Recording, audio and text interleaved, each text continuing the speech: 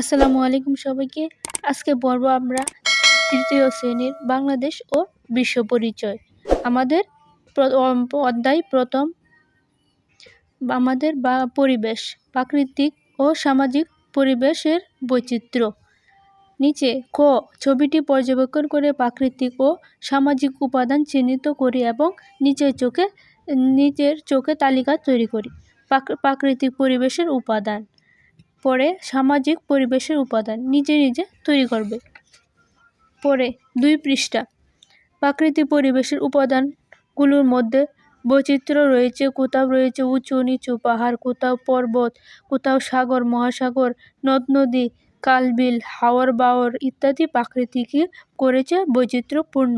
কীটপতঙ্গ থেকে শুরু করে হাতির মতো বিশাল প্রাণী এবং বিভিন্ন ধরনের উদ্ভিদ নিয়ে গঠিত বৈচিত্র্যপূর্ণ জীবজগৎ। কোনো অঞ্চল বৃষ্টিপ্রবণ, আবার কোনো অঞ্চল শুষ্ক মরুভূমি, কোনো অঞ্চল আওয়াজ উষ্ণ, আবার কোথাও শীতল। বাংলাদেশে গ্রীষ্মকালে শীতল ও গ্রীষ্মকালে গরম ও শীতকালে ঠান্ডা অনুভূত হয়।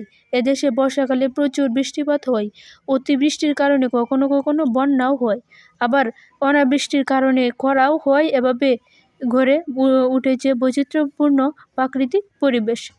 সামাজিক পরিবেশের বিভিন্ন উপাদানের মধ্যেও বৈচিত্র্য রয়েছে। দেশের বিভিন্ন ধর্মের মানুষ ঈদ, পূজা, পূর্ণিমা, বড়দিন ইত্যাদি বিভিন্ন ধর্মীয় অনুষ্ঠান ও উৎসব পালন করে থাকে।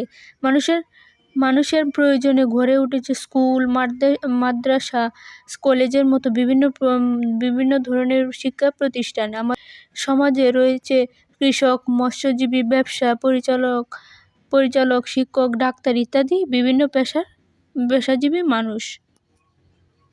যাতায়াতের জন্য আমরা ব্যবহার করি বিভিন্ন ধরনের যানবাহন, যেমন রিক্সা, গাড়ি, ট্রেন, লঞ্চ, বিমান ইত্যাদি।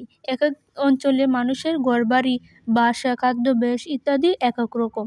গ্রাম ও শহরের ঘরবাড়ি, রাস্তাঘাট, বাজার, জীবনযাত্রা ইত্যাদির মধ্যেও রয়েছে ভিন্নতা। এদেশের বেশিরভাগ অফিস ও আদালত, কলকারখানা শহরে অবস্থিত, আবার কৃষি খামারগুলো গ্রামে অবস্থিত। এভাবে দেশের বিভিন্ন অঞ্চলে প্রাকৃতিক ও সামাজিক পরিবেশের ভিন্নতা রয়েছে। নিচে খ নাম্বার, বিষয়বস্তু পড়ে ও প্রাকৃতিক ও সামাজিক পরিবেশের বৈচিত্র্য নিচে চোখগুলোকে লিখি।